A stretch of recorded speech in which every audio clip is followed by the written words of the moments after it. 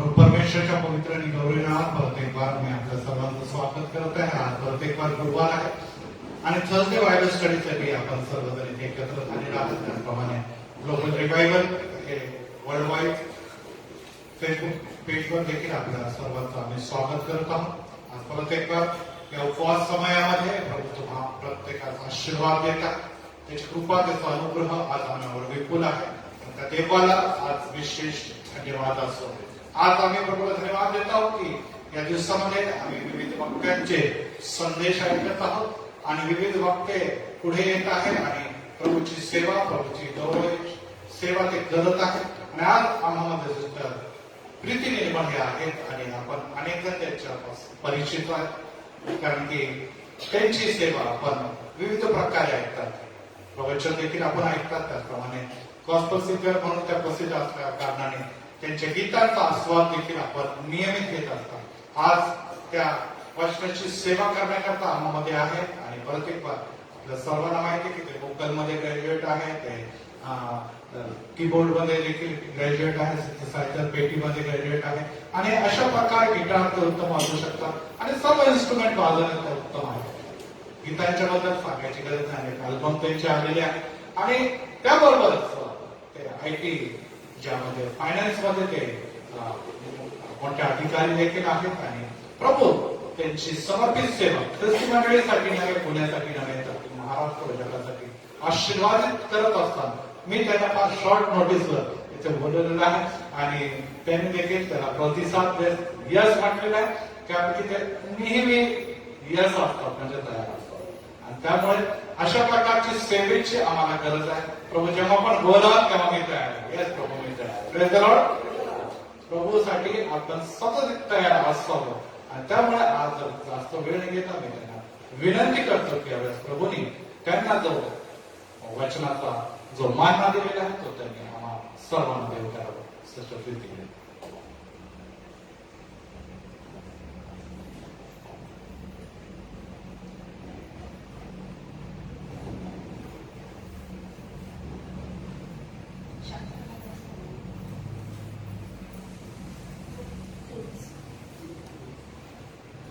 Praise the Lord. सर्वांना praise the Lord बोलले आणि खरोखर खूप खूप आनंद होतोय मला या ठिकाणी प्रभूच्या वचनातून बोलताना. मला असं वाटतं मागील म्हणजे जेव्हापासून मी प्रभूमध्ये आहे आणि मागील 5 ते 10 वर्षात मला वाटतं हे फक्त तिसऱ्यांदाच मला संधी मिळाली आहे. एकदा छोटी प्रेयर मीटिंग होती आणि कोविडच्या अगोदर एकदा मी प्रभूच्या वचनातून इथून बोलले होते आणि बाळासाहेबांनी आता संधी दिली. आणि खरोखर तर आता जर माझा हार्ट रेट चेक केलं कोणी तर 100च्या वरती असणार आहे. परंतु प्रभूमध्ये आपण सर्वदा तयार राहावं आणि जरी भीती वाटली तरी परमेश्वराच्या नावात आपण पुढे जावं असं मी मला स्वतःला प्रॉमिस केलं होतं. त्याच्याबद्दल मी तुम्हाला थोड्या वेळात सांगणारच आहे. आजचा मननाचा तो शास्त्र भाग आहे लूक 24:13 ते 24 आपण ऐकूया.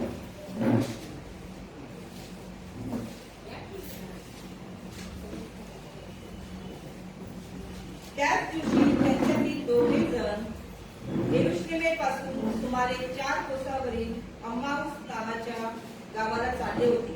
ते घडलेल्या सर्व गोष्टीविषयी एकमेकांशी संभाषण करीत होते आणि असे झाले की ते संभाषणभर चर्चा करीत असताना येशू स्वतः जवळ येऊन त्यांच्याबरोबर चालू लागले.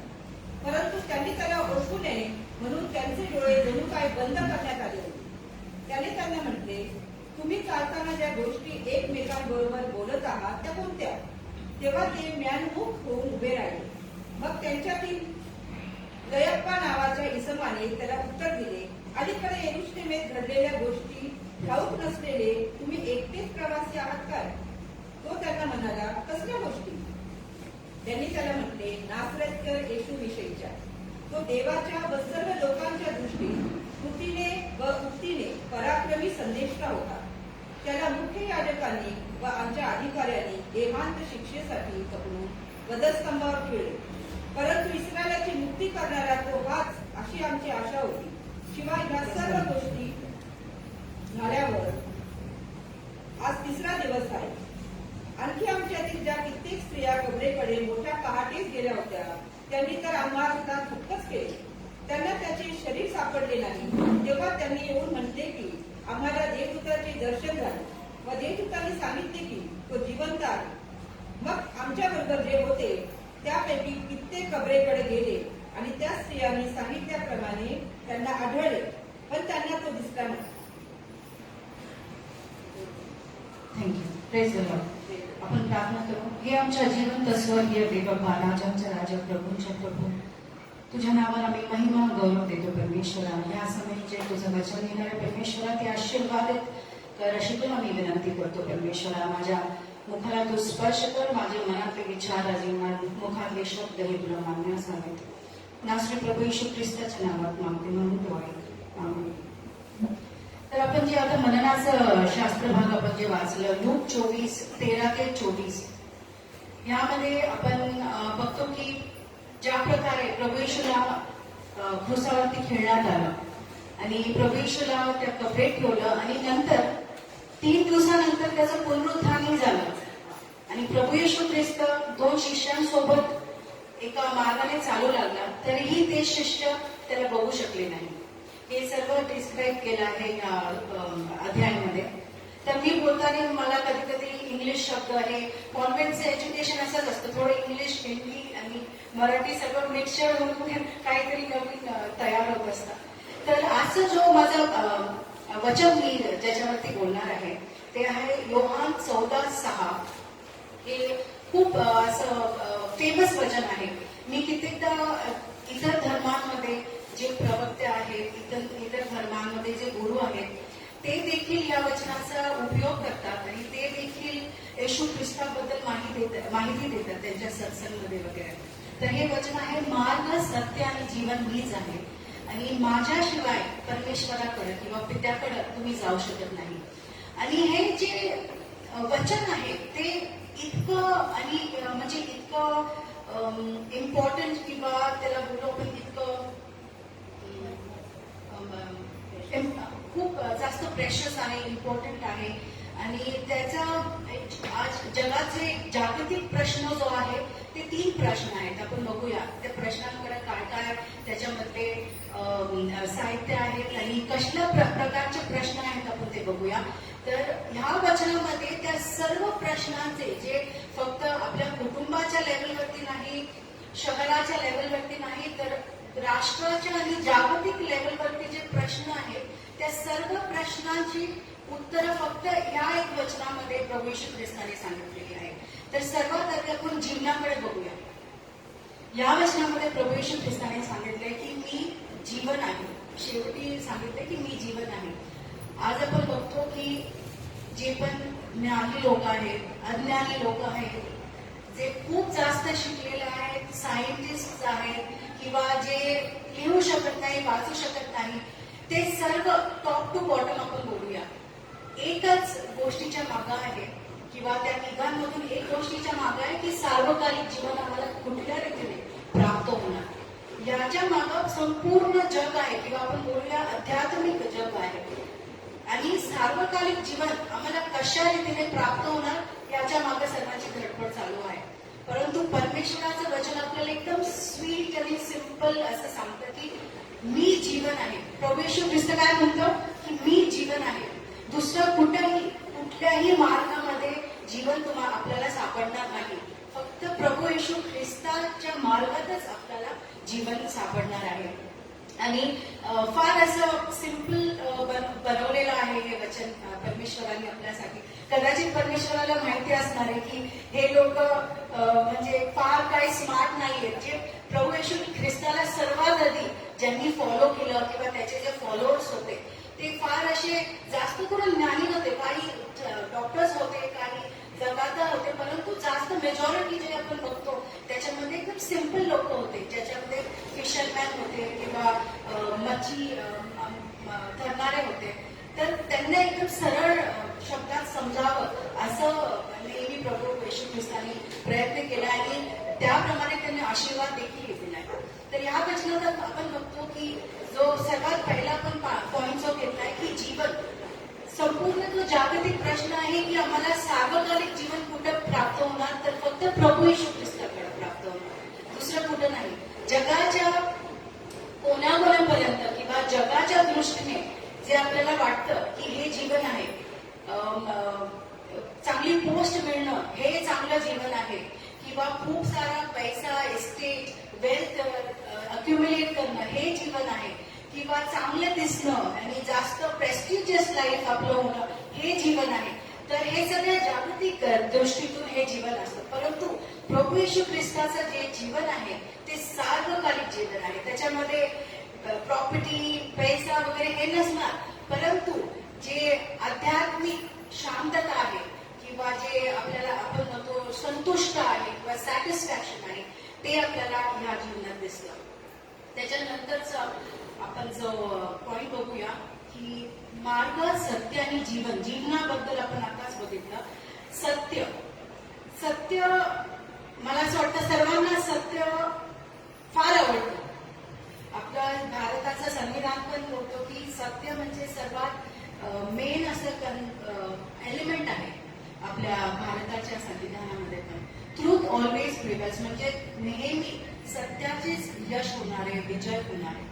आणि सत्याकडं हायली क्वालिफाईड लोक किंवा जे सर्व जास्त वेल्थवाले लोक किंवा श्रीमंत लोक, खूप असे धनी लोक, सर्व काही त्यांच्याकडे असूनही ते सत्याच्या मार्गामध्ये ते कुठंतरी कमी पडतात. आणि मी असं कित्येकदा युट्यूबवरती मी मोटिवेशनल व्हिडिओ पाहत असते आणि मी त्याच्यामध्ये बघते की कुठले तरी खूप धनी मनुष्य होता आणि मग ते सर्व काही त्यांच्याकडे होतं, परंतु ते सगळं त्यांचं सोडून कुठंतरी माउंटनवर किंवा डोंगरावर निघून गेले आणि मग ते तिथं तपस्या करू लागले आणि मग त्यांना त्या प्रकारे सत्याची जाणीव त्यांना झाली किंवा त्या प्रकारे ते सत्य शोधतात. तर मला असं वाटतं की हे जे लोक आहेत ते इतकं प्रयत्न करतात की आम्हाला सत्य माहिती पाहिजे, म्हणजे जीवनाचा अर्थ काय, आम्ही इथं कशाला आलोय. परंतु ख्रिस्ती लोक त्यांच्याकडे इतकं सिम्पल प्रभू येशू ख्रिस्ताने लिहून दिले की मी जीवन आहे, मी मार्ग आहे, मी सत्य आहे. तरी पण आपण म्हणजे जास्त करून दुर्लक्ष करतो. मला असं नक्कीच माहिती असतं, आपण हे हजारदा तरी आपण हे वचन ऐकलं असेल, मार्ग, सत्य आणि जीवन मीच आहे. तरी पण आपण पुन्हा एकदा हे वाचन करूया की सत्य या जगामध्ये पूर्ण सत्य काय आहे, तर फक्त प्रभू येशू ख्रिस्त हे सत्य आहे. आपण एक वचन बघू, 2 राजे 6. मी वचनाबद्दल त्याच्यामध्ये तुम्हाला सांगते. 2 राजे 6 त्याच्यामध्ये आपण बघतो की अलिशा आणि त्याचा जो सेवक होता ते दोघं झोपले होते आणि बाहेर राजा आणि त्याचं सैन्य बाहेर आले होते. मला पूर्णपणे नाव माहित नाही पण कॉन्टेक्स्ट माहिती आहे स्टोरीचा. बाहेर पूर्ण राजा आणि त्याची सैन्य बाहेर थांबलेले आहेत आणि ते यांना मारायला आले आणि सेवक जो आहे तो अतिशय घाबरलेला आहे की मास्टर किंवा गुरु तुम्ही उठा, कारण की हे बाहेर आले आणि आपल्याला मारणार आहे. परंतु अलिशाला अजिबात चिंता नव्हती, निश्चिंत होता, कारण की त्याचे डोळे उघडले होते. तो प्रभू येशू ख्रिस्ताच्या किंवा म्हणून देवाच्या खूप जवळ होता. म्हणून न दिसणारे जे नॉर्मल आईजला दिसत नाही तशा गोष्टी त्यांना दिसत होत्या. आणि मग त्यावेळेस त्यांनी प्रार्थना केली सेवकासाठी की ह्या परमेश्वरा यांचे डोळे उघड. जसे त्यांनी प्रार्थना केली की परमेश्वरा यांचे डोळे उघड, त्याच घटकेला त्या सेवकाला असंख्य देवदूत दिसले. असंख्य देवदूत जे आपल्या संरक्षणासाठी परमेश्वराने पाठवले. तर हे कार्य प्रभू येशू ख्रिस्ताचं आहे, हे कार्य पिता परमेश्वराचं आहे. ज्या वेळेस आपल्याला सत्याची अनुभव येतो, ज्यावेळेस सत्याचा सहवास आपल्याला मिळतो, त्यावेळेस आपले डोळे उघडतात आणि त्यावेळेस असंख्य देवदूत, असंख्य जे परमेश्वराचे लेकरं आहेत, जे असंख्य देवदूत आहेत, जे वॉर करणारे देवदूत आहेत, आपल्यासाठी सैतानाशी झगडे करणारे देवदूत आहेत, ते सगळे आपल्याला दिसून येतात. कदाचित किंवा कदाचित नाही, नक्कीच या समयी देखील आपल्यामध्ये खूप देवदूत असतील. जसं मी कॅथलिक स्कूलमध्ये होते, तिथं नेहमी असं शिकवतात की ज्यावेळेस आपण बाळ जन्माला येतं त्यावेळेस त्यावेळेस त्याच्यासोबत एक गार्डियन एंजल असतं. म्हणजे ते गार्डियन एंजल आपल्यासोबत नेहमी असतं आणि आपण जेव्हा म्हणतो त्यावेळेस ते आपली सगळी रिपोर्ट घेऊन परमेश्वराकडे जातं. तर त्याचप्रमाणे इतके असंख्य जर देवदूत आपल्याला पाहायचे आहेत तर त्याच्यासाठी आपले डोळे उघडले पाहिजे. आणि ते डोळे कसे उघडतील तर त्याचा फक्त एकच उत्तर आहे की सत्यामुळे आपले डोळे उघडणार आहे. आणि ते सत्य आपल्याला कुठं मिळणार आहे? फक्त प्रभू येशू ख्रिस्ताकडं. कारण की प्रभू येशू ख्रिस्ताने सांगितलं आहे सत्य मी आहे. आधी आपण बघितलं की जीवन प्रभू येशू ख्रिस्त आहे. म्हणून जीवनाचा तो प्रश्न मिटला. कारण की हा जागतिक प्रश्न आहे की आम्हाला चांगलं जीवन पाहिजे, सार्वकालिक जीवन पाहिजे. असे काही काही सायंटिस्ट पण आहेत की ज्यांनी जे खूप धनवान महिला आहेत किंवा खूप धनवान लोक जे असतात ते आपली बॉडी प्रिझर्व करून ठेवतात. किती कालासाठी तर 100 वर्षाच्या कालासाठी ते आपली बॉडी प्रिझर्व करून ठेवतात. यासाठी की पुढच्या जनरेशन मध्ये अशी कुठली टेक्नॉलॉजी आली की त्याच्यामुळे माझी बॉडी पुन्हा जगात आणता येईल तर ती तुम्ही यूज करू शकता. तर ते प्रिझर्व करून ठेवलेलं आहे. तर तुम्ही अशी विचार करू शकता की इतकं काय काय टेक्नॉलॉजी यूज झालेली आहे, इतकं नॉलेज यूज झालेलं आहे. परंतु परमेश्वरासमोर मनुष्याचं जे नॉलेज आहे, मनुष्याचं जे विचार करण्याची शक्ती आहे त्या सर्वांना एक लिमिट लावून दिलेलं आहे परमेश्वराने. ज्याप्रमाणे आपण बघतो सागराला एक लिमिट असतं, महासागराला एक लिमिट असतं. त्या जी त्याची हद्द असते त्याच्या पुढे तो सागर होऊ शकत नाही. कधी आपण बघतो आपण सागर किनारे गेलो असतो किंवा बीचवर गेलो असतो, त्या बीचच्या पुढतच ते पाणी तिथपर्यंत येत असतं, त्याच्या पुढे येत नाही. जर त्याच्या पुढे आलं की सुनामी असते, मग पूर्ण उद्ध्वस्त होऊन जाईल. त्याचप्रमाणे मनुष्याचे जे टॅलेंट आहे, मनुष्याचा जो विचार आहे, जे टेक्नॉलॉजी प्रोग्रेसिव्ह थिंकिंग आहे, त्या सर्वांना एक लिमिट परमेश्वराने लावून दिली आहे की तुम्ही कितीही प्रोग्रेस करा, तुम्ही कितीही पुढे जा, तुम्ही किती अडाणी असो, जरी तुमच्याकडे तुम्हाला वाचता लिहिता आलं नाही, जरी तुम्हाला कितीही तुमच्याकडे ज्ञान असलो तरी पण सार्वकालिक जीवन आणि सत्य हे तुम्हाला जोपर्यंत प्रभू येशू ख्रिस्ताकडे तुम्ही येणार नाही तोपर्यंत तुम्हाला कळणार नाही. हे इतकं सिंपल असं परमेश्वराने आपल्याला दिलं आणि विशेष करून ख्रिस्ती लोकांना इतकं आशीर्वाद दिलाय आणि इतकं खूप मार्गदर्शन पण परमेश्वराने आपल्याला दिलं आहे की त्या मार्गदर्शनानुसार किंवा त्या वचनाद्वारे आपण आपलं जे दैनिक जीवन आहे ते जास्तीत जास्त आपण चांगलं करू शकतो. आणि सर्वात प्रथम त्यांनी सांगितलं त्या वचनामध्ये की मी मार्ग, सत्य आणि जीवन. आपण जीवनाच्या बद्दल बघितलं आता जीवन फक्त प्रभू येशू ख्रिस्त आहे. आपण सत्याबद्दल आता बघितलं की सत्य फक्त प्रभू येशू ख्रिस्त आहे.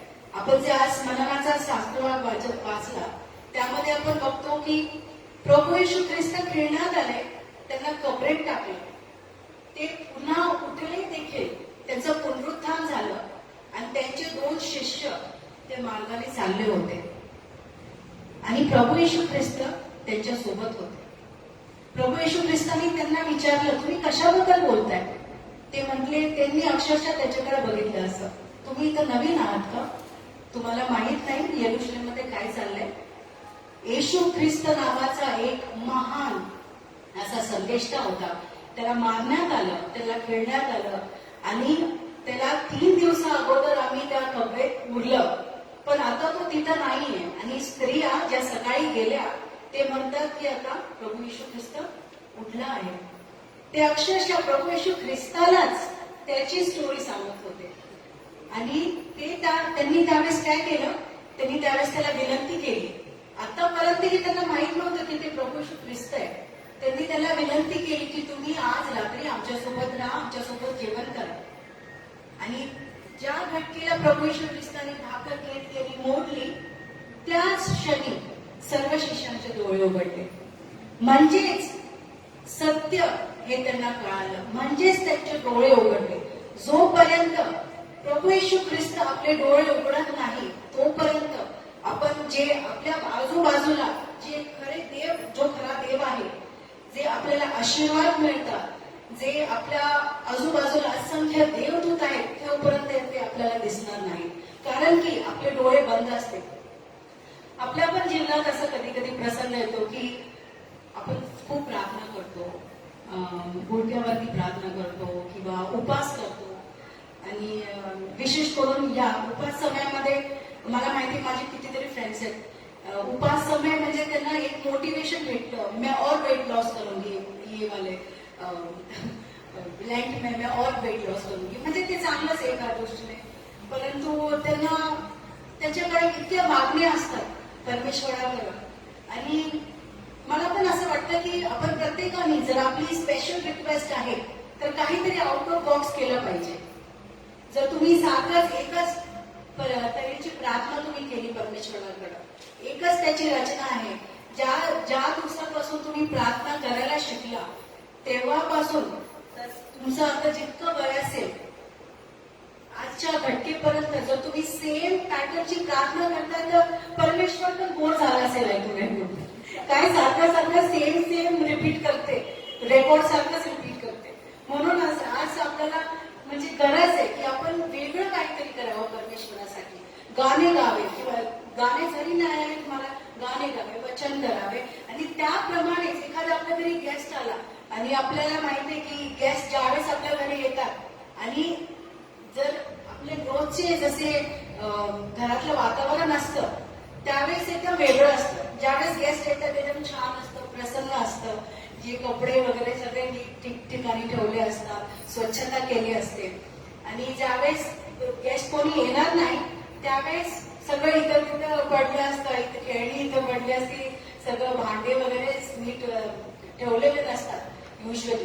परंतु ज्यावेळेस आपल्याला माहिती की काहीतरी स्पेशल गेस्ट येणार आहे त्यावेळेस आपण सर्व काही एकदम छान करतो की कुठं आपल्याला नावं ठेवायला नको गेस्टनी. त्याचप्रमाणे परमेश्वरासाठी काहीतरी स्पेशल केलं पाहिजे, काहीतरी त्याला प्रसन्न करायला पाहिजे. जसं आपण बघतो की इतर धर्मांमध्ये प्रसन्न करतात देवाला. मी म्हणत नाही की त्याप्रमाणे प्रसन्न करा.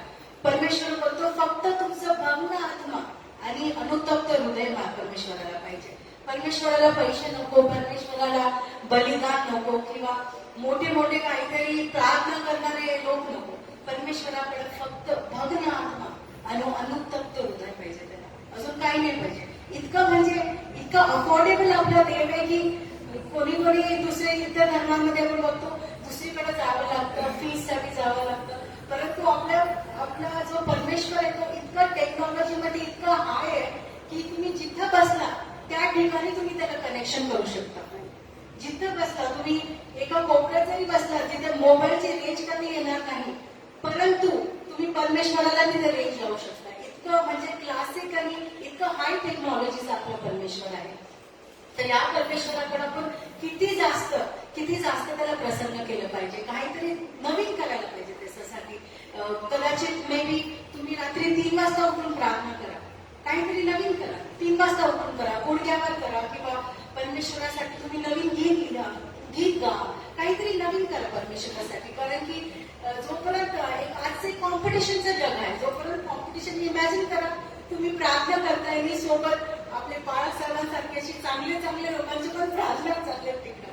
म्हणजे इतके स्ट्रॉंग लोक आहेत प्रार्थनेवाले. तर आपली प्रार्थना तर एकदम स्ट्रॉंग पाहिजे आणि परमेश्वराला आवडणारी अशी प्रार्थना पाहिजे.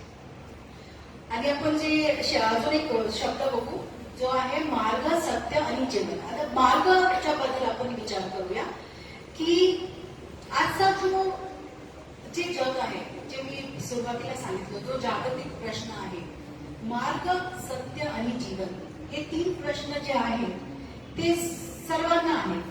ते मलाही आहेत, कुटुंबाला आहे, आपल्या सोसायटीमध्ये आहे, आपल्या शहरात आहे, देशात आहे आणि जागतिक आहे. की मार्ग कुठला आहे, सत्य कुठलं आहे आणि जीवन कुठं आम्हाला प्राप्त होणार.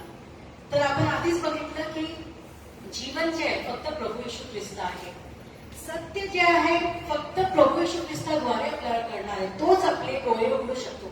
जसे शिष्यांना कळालं नाही की परमेश्वरच त्यांच्यासोबत होता, परंतु त्यांना कळालं नाही, त्यांचे डोळे बंद होते. ज्यावेळेस त्यांनी भाकड मोडली त्यावेळेस त्यांना कळालं की अरे आपण तर परमेश्वरा सोबत आलो होतो एवढा वेळ आणि तरी पण त्यांना कळालं नाही. त्याप्रमाणे आपण सत्य जे आहे ते परमेश्वर आहे. आता मार्ग आपण बघूया.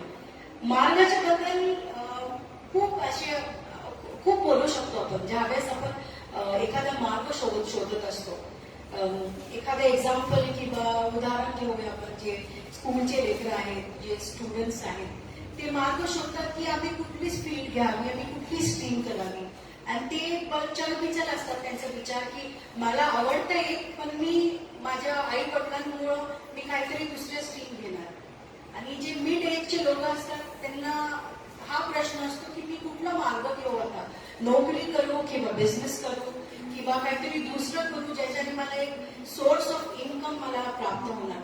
आणि जे परिवारामधले जे एल्डर लोक आहेत त्यांना एक प्रश्न असतो की माझा मार्ग काय, मी आता माझ्या नातवंडांना बघू किंवा मी माझं स्वतःचं इतकं मी आयुष्यभर काम केलं आता मी माझ्या स्वतःकडे पण लक्ष देऊ. त्यांना खूप मार्गामध्ये असं विचार असतो मी काय करू.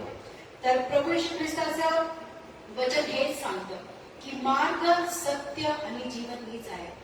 तुम्हाला आजपर्यंत कुठलाही अडचण असो, कुठलीही तुमच्या मनात चिंता असो, ती पैशाची असो, नोकरीची असो, आरोग्याविषयीची असो किंवा कुठलीही प्रकारची चिंता असो, हे जर तुम्ही वचन तुमच्या त्या चिंतेला तुम्ही अप्लाय केलं किंवा तुम्हाला तुमच्या चिंतेला च्या समोर हे वचन ठेवलं आणि प्रभू येशू ख्रिस्ताकडे तुम्ही ते मार्ग विचारला तर नक्कीच तुम्हाला 101% तुम्हाला त्या जी समस्या आहे त्याचं ते निवारण ह्या तुम्हाला वचनातून मिळणार आहे. मार्ग, सत्य आणि जीवन हे मीच आहे. परमेश्वर सांगतो मार्ग, सत्य आणि जीवन मीच आहे.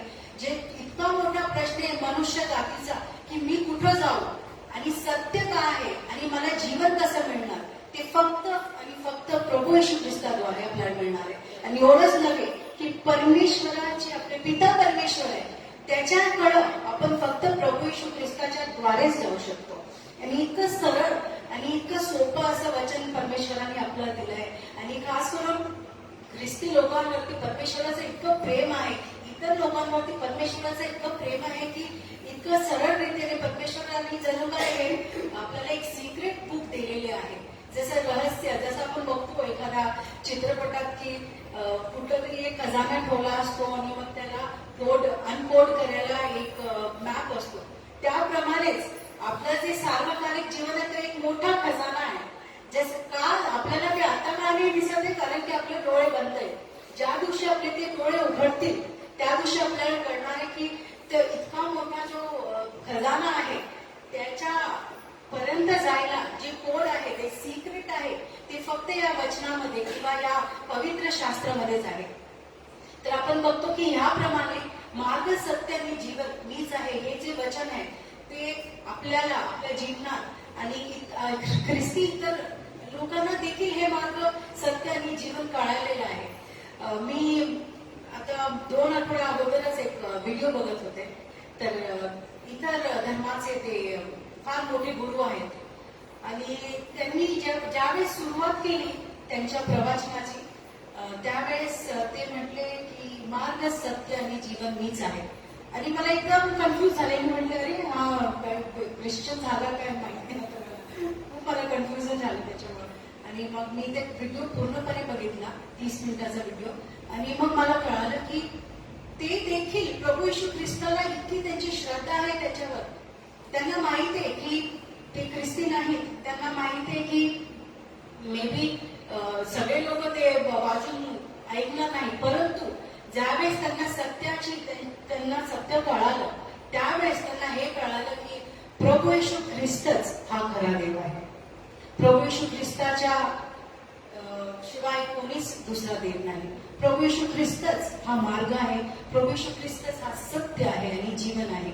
आणि इतका मला आनंद झाला ज्यावेळेस मी ते व्हिडिओ बघितला त्यांचा. आणि मला आश्चर्य पण झालं की किती म्हणजे हे जे फायर चालू आहे, संपूर्ण जगात फायर चालू आहे, जागतिक अवेकनिंग चालू आहे की खरा देव किंवा खरं मार्ग कुठला. पण देव न बोलता की निर्माण करता कोण आहे, कारण की देव आणि हे सर्व जे नाव यूज करतात, कोण कोण आपल्या भारतीय संविधानामध्ये बोलतात की सर्व देव एक समान आहेत, परंतु निर्माण करता एक आहे आणि तो फक्त प्रभू येशू ख्रिस्त आणि आपला पिता परमेश्वर आहे. आणि त्याचप्रमाणे आपण या वचनाचा उपयोग नक्की आपल्या दैनिक जीवनात आपण यूज करूया. मी पण यूज करते आणि मला जेव्हा पण मला काही पण प्रॉब्लेम आला किंवा मला प्रश्न आले कामात किंवा इंडिव्हिज्युअल लाईफमध्ये पण मी नेहमी हे जे वर्स आहे किंवा वचन आहे मी ते अप्लाय करते आणि बघते की मी कुठला मार्ग घेऊ किंवा ह्या सिच्युएशन मध्ये सत्य काय आहे हे दोन मी प्रश्न नेहमी विचारते आणि मला नेहमी परमेश्वर राईट डिसिजन घेण्यासाठी मला मदत करतो हे वचनाद्वारे. आणि त्याप्रमाणेच आपण पुढे बघूया की येशू ख्रिस्ताचे जे कॅरेक्टरिस्टिक्स आहेत किंवा आपण बोलू येशू ख्रिस्तामध्ये जे गुण आहेत असे तर असंख्य गुण आहेत येशू ख्रिस्तामध्ये आणि ते गुण एवढे चांगले आहेत की कुठलाही मनुष्य त्याची कंपॅरेटिव्ह किंवा कंपॅरिझन करू शकणार नाही. तर आपण येशू ख्रिस्ताचे असे मी 5 गुण नोट केले की जर आपण हे अप्लाय केले की ते नक्कीच आपल्याला त्याला अनुसरून आणि त्याच्या जास्त मार्गात चालण्याच्या प्रयत्नामध्ये त्यांना यश देणार आहे आपल्याला. तर पहिला जो आपण बघू मी हे कुठं लिहिलेलं नाही हे मी माझ्या वाचनातून काढलेलं आहे. पहिला जो गुण आहे परमेश्वरा मध्ये आपल्या येशू ख्रिस्तामध्ये जर आपल्याला येशू ख्रिस्तासारखं व्हायचं आहे किंवा येशू ख्रिस्ताच्या जवळ जर व्हायचं आहे किंवा परमेश्वरासारखं आपल्याला आशीर्वाद पाहिजे किंवा परमेश्वराचा जास्त जवळ पाहिजे तर सर्वात आधी परमेश्वर फार प्रेमळ आहे. आपला परमेश्वर कसा आहे फार प्रेमळ आहे. आणि एक इंग्लिशमध्ये एक कोट आहे everything is fair in love and war. म्हणजे जिथं प्रेम असतं तिथं कुठलाही जजमेंट नसतो. जजमेंट म्हणजे जर एक कोणी व्यक्ती एकमेकांवर प्रेम करतात किंवा आई आणि मुलगा जर एकमेकांवर प्रेम करतात त्यावेळेस आई असा विचार करत नाही की मी कशाला ह्याच्यासाठी किंवा मी कशाला माझ्या मुलासाठी काम करू आणि मी कशाला सकाळी उठून त्याचं टिफिन रेडी करू का तर त्यावेळेस त्या सिच्युएशन मध्ये प्रेम असतं आणि ज्यावेळेस आईला मुलाची गरज लागते त्यावेळेस मुलगा पण विचार करत नाही की ठीक आहे मला पण फ्रेंड्स आहेत किंवा मी पण काहीतरी माझा पण टाइम मला यूज करायचा आहे. तर हे जे आहे ते नातं जे आहे ते इतकं चांगलं अनकंडिशनल आहे की त्याच्यामध्ये प्रेम आहे. तर प्रभू येशू ख्रिस्ताचे सर्व जे मोठं जो गुण आहे तो प्रभू येशू ख्रिस्त म्हणजे फार फार प्रेमळ आहे. आणि ह्याचं जे उदाहरण आहे ते प्रभू येशू ख्रिस्ताने आपल्याला एकदम क्लिअर दिलं आहे. क्रूज खांबावर ज्यावेळेस त्यांनी आपलं बलिदान दिलं त्याच्याद्वारे आपल्या सर्वांना पापातून मुक्तता मिळाली. त्याच्याद्वारे आपल्या सर्वांना सार्वकालिक जीवन मिळालं. याच्यामध्येच आपल्याला दिसून येतं की परमेश्वर आपल्याला किती प्रेम करतो आणि आपण परमेश्वरावर आधी प्रेम केलं नाही तर परमेश्वराने आपल्यावर आधी प्रेम केलं. परमेश्वर आपल्याला किती किती प्रेम करतो याची आपल्याला प्रचिती नाही आणि आपण याला मोजमाप देखील याची करू शकत नाही. कधी दुसरा जो गुण आहे परमेश्वरामध्ये जो आपल्यामध्ये पण पाहिजे तो आहे क्षमा करणे. आपण बघतो की आजच्या जगात एकमेकांना क्षमा करणं ते फार कमी झालेलं आहे. जसं कधी कधी मी बघते आमच्या पण टीम मध्ये कोणी एखादी मुलगी किंवा मुलगा असतो ते फार शांत असतात आणि मग एखाद्या वेळेस त्यांना खूप जास्त काम दिलं मग ते पण वैतागतात आणि ते पण भांडण करायला लागतात. मैं क्यों काम करून द्या मैं क्यों काम करू द्या म्हणजे एक टॉलरन्स लेवल असतं. परंतु परमेश्वराचं वचन काय सांगतं आपल्याला की तुम्ही एकमेकांना क्षमा करा. जशी आपल्यावर तशी आपल्या शेजाऱ्यावर प्रीती करा. हे फार जे जगामध्ये जे रूल्स आहेत त्याच्या उलट परमेश्वराने सर्व सांगितलं आहे. जग सांगतं की तुम्ही आपलं आधी बघा सर्व काही आपल्याकडं घ्या आणि मग पुढचं लोकांना मदत करायची तर करा. परंतु परमेश्वर काय सांगतो की आधी तुम्ही इतरांवर प्रेम करा. जसे आपल्यावर आहे तशी इतरांवर प्रीती करा आणि क्षमा करा. परमेश्वराचं वचन हेच सांगतं की तुम्ही क्षमा करा. आणि हा एक इतका छान गुण आहे जे आपल्यामध्ये जर आपण घेतलं आणि जर आपण क्षमाशील झालो आपण जर आपल्या कुटुंबामध्ये पण अशी परिस्थिती कधी कधी होत असते की आपल्या कुटुंबामध्ये भांडणं असतात किंवा आपल्या फ्रेंड्स सर्कलमध्ये भांडणं असतात. एवढंच नव्हे तर देशामध्ये देखील भांडणं होतात. आपण बघतो रशिया युक्रेन किती वर्ल्ड वॉर 3चं पण आता फेज चालू आहे. तर हे कशामुळे सगळं होत आहे? हे ह्याच्यामुळेच होते की लोक क्षमाशील नाहीये. तुम्ही जर एकमेकांवर क्षमा केली तर तिथं ऑटोमॅटिकली तुमच्यामध्ये प्रेम येतं. तर प्रभू येशू ख्रिस्ताचं वचन हेच सांगतं की तुम्ही एकमेकांना क्षमा करा. आणि हिस्ट्री इतिहास पण हेच सांगतं की ज्या ज्या देशामध्ये प्रभू येशू ख्रिस्ताचं वचन गेलंय, ज्या ज्या देशामध्ये प्रभू येशू ख्रिस्ताला सर्वोच्च मानतात, ज्या देशामध्ये बायबलद्वारे शिकवण्यात येतं, त्यांचं कॉन्स्टिट्यूशन बायबलच्या वर आधारित आहे, ते देश सर्व देशांमधून जास्त सफल आहे. ते देश सर्व देशांहून जास्त सक्सेस आहे. तर परमेश्वराचं हेच गुण आहे की तुम्ही एकमेकांवर क्षमा करा. तिसरा जो आपण गुण परमेश्वराचा गुण तो आहे की परमेश्वर फार दयाळू आहे. फार दया आहे परमेश्वरामध्ये. आणि तो गुणधर्म आपल्यामध्ये पण पाहिजे. मला असं वाटतं की स्त्रियांमध्ये हा गुण जास्त आहे पुरुषांपेक्षा. कधी कधी पुरुष खूप जास्त स्ट्रिक्ट असतात, परंतु स्त्रियांमध्ये खूप दया असते. आपण त्याचे उदाहरण बघू की मदर टेरेसा ज्यावेळेस भारतात आल्या त्यावेळेस त्यांनी इतकं काम केलं आणि त्यांना त्यांच्या मनामध्ये इतकी दया होती की अक्षरशः ते जे पेशंट्स होते, ज्या पेशंट्सला कोणी हात